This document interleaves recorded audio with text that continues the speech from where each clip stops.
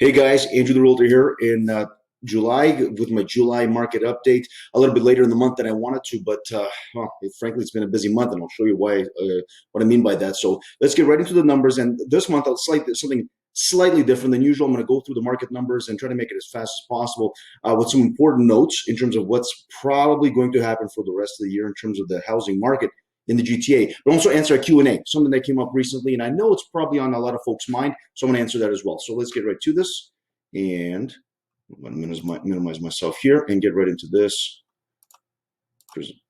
Here we go. So these are the stats for the month of June.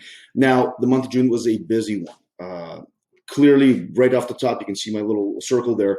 The number of homes sold back in 2020 was quite a bit less. So we're up 28.5%.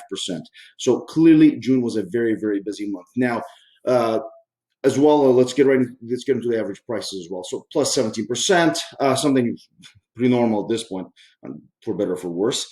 And certainly the detached have been doing very well across the board. And of course, I always mention, remember when it talks about detached, as it does semis and townhomes, but detached especially, always take it with a grain of salt because, again, we're dealing with detached at the price of $700,000 up to 5, 6, 7 million. They're all average. So keep that in mind when you're looking at averages. Nonetheless, across the board, very solid appreciation year over year, this year to last. And certainly look at condos. You still over 8% condos. And that is, I'm guessing that's going to go up at some point in time because condos are selling well. Obviously, the appreciation is still quite good. 8.3 is good. I mean, I know we're dealing with crazy numbers on the other side, but 8.3% is very, very good. And condos are becoming more and more popular as things open up. And as I have heard recently, certainly this month, from several presentations, CIBC, TD Bank, the city of Oshawa, I even looked at because I know investors go out there, and several different places, things like that. I've been watching this month,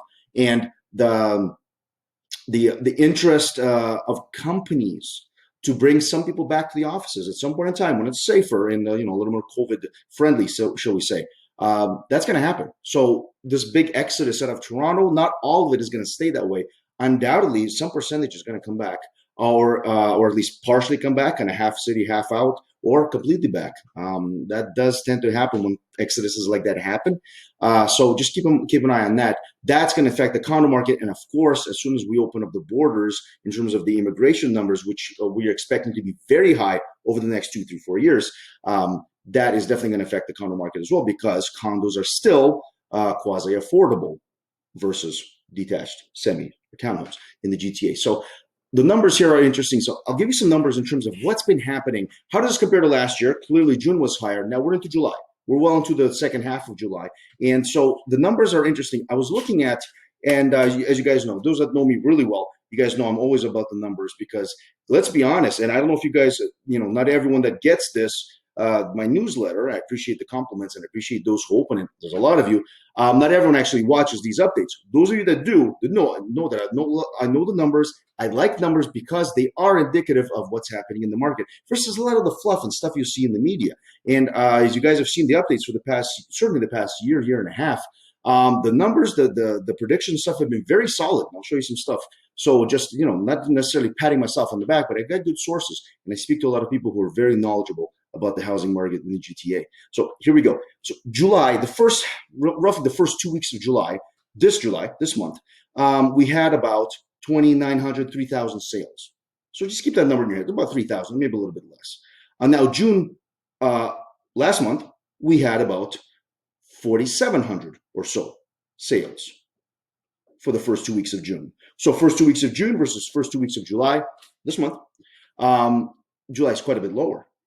Now in June we had what I think, let's see, just over 11,000 sales overall. July will probably be, we're not there, we haven't finished yet, but it'll probably be somewhere around 9, maybe 9.5. July of 2020 had approximately 11,000.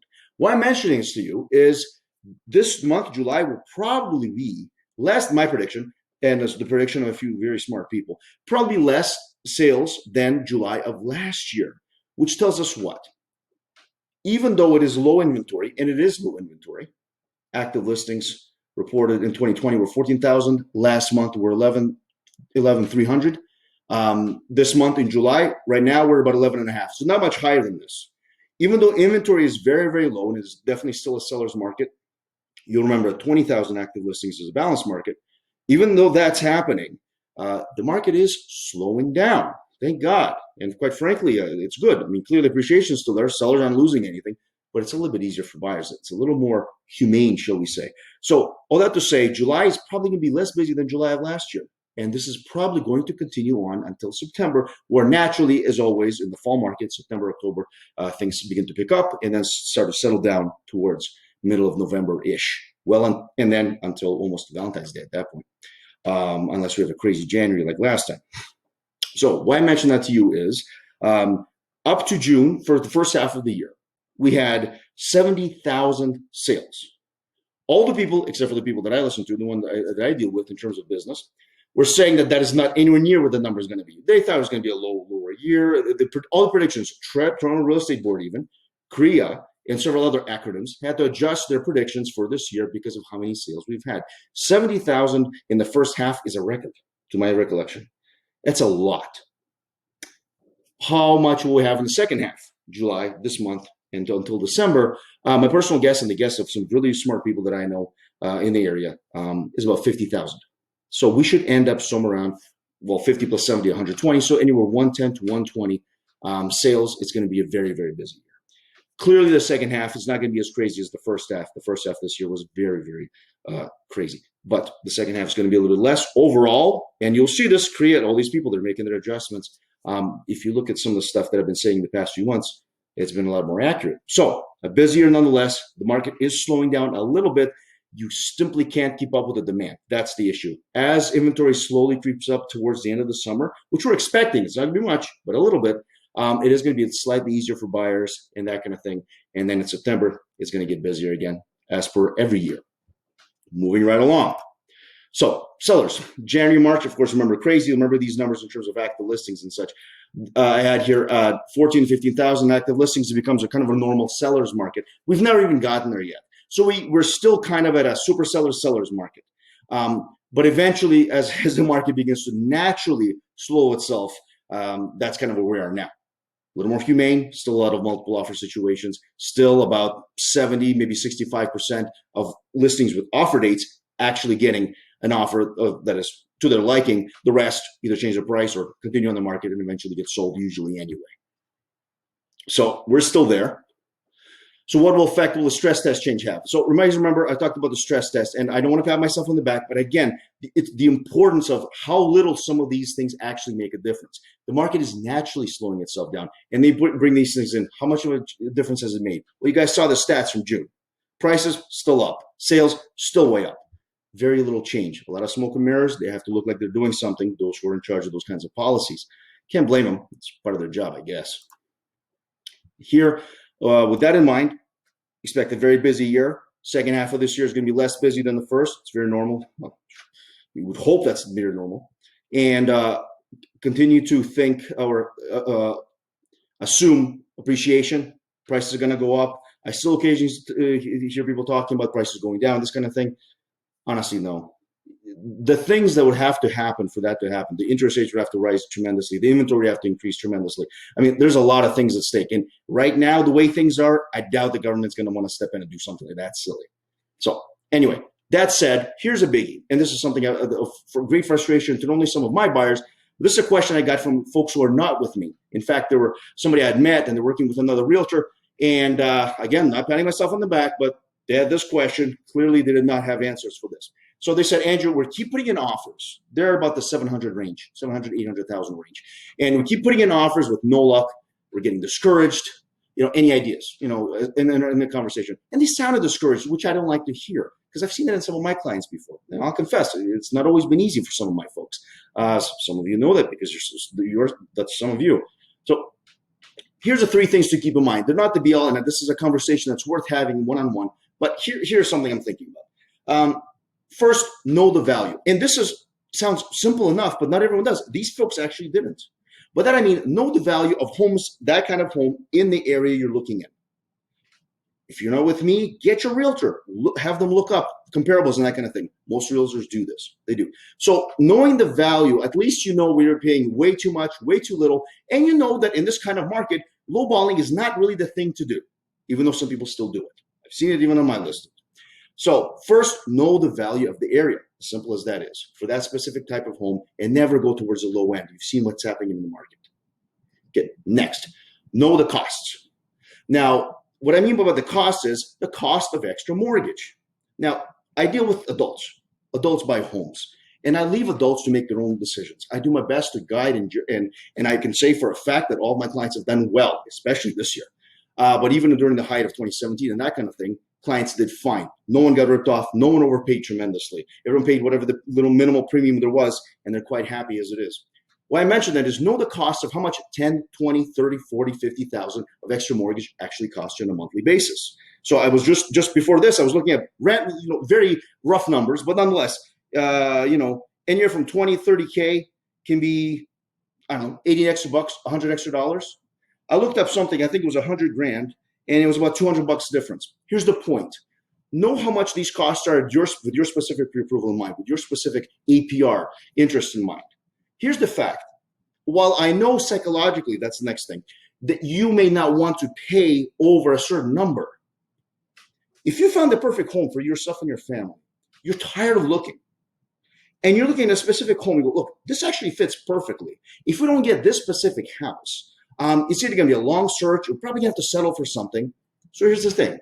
What if we ego aside, and I'm not saying to overpay or whatever it is, I'm talking about your specific adult situation. What if this house, an extra 10 grand, gets the house? It's perfect for your family. It fits perfectly. Anything else will be kind of settling. This is the one that will really work well. You could fight it and say, well, no, 10 grand, no, that's way too much. I'm not paying a buck over X. What if X plus 10 grand, which is, I don't know, an extra 30, 40 bucks a month? What if that gets you the house? And that 30, 40 bucks, half of it or so goes towards principal. So you're actually paying yourself half of that.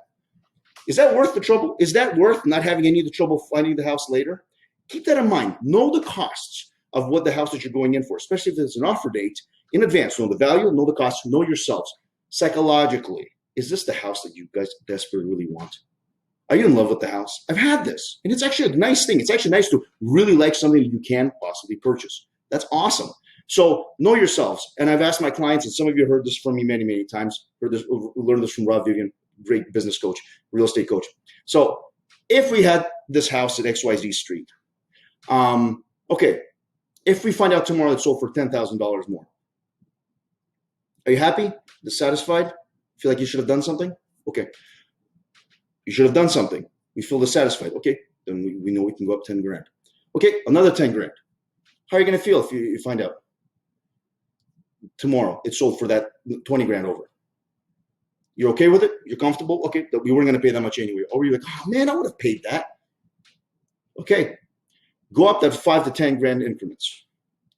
Find out where you are specifically, because there's going to be a number. And again, this is adult conversation. There's going to be a number where you go, yeah, no, that's crazy. Even for our situation, as much as we like the house, honestly, if we hear that, we'll actually feel good. Okay, we lost, but at least we lost to a number that we would have never paid. That's a good feeling. Finding out that the house sold for a price you would have paid, that's a bad feeling. You don't want that. So know the value, know the costs, and know your psychological state. So guys, I hope that's of some help. I know that's of some help, at least to some of you. Again, market busy. In the coming few months, it's going to continue to be busy. Price is going to keep increasing. And, I'm waiting for some sort of a supply to come for more folks to put their house on the market. But that's the case. If you're looking to sell, low inventory right now versus busier market later. Perk here, perk there. You can't really go wrong in terms of the sellers. Buyers, stay strong and remember these things I taught you guys. Have a fantastic rest of July. Talk to you guys in June.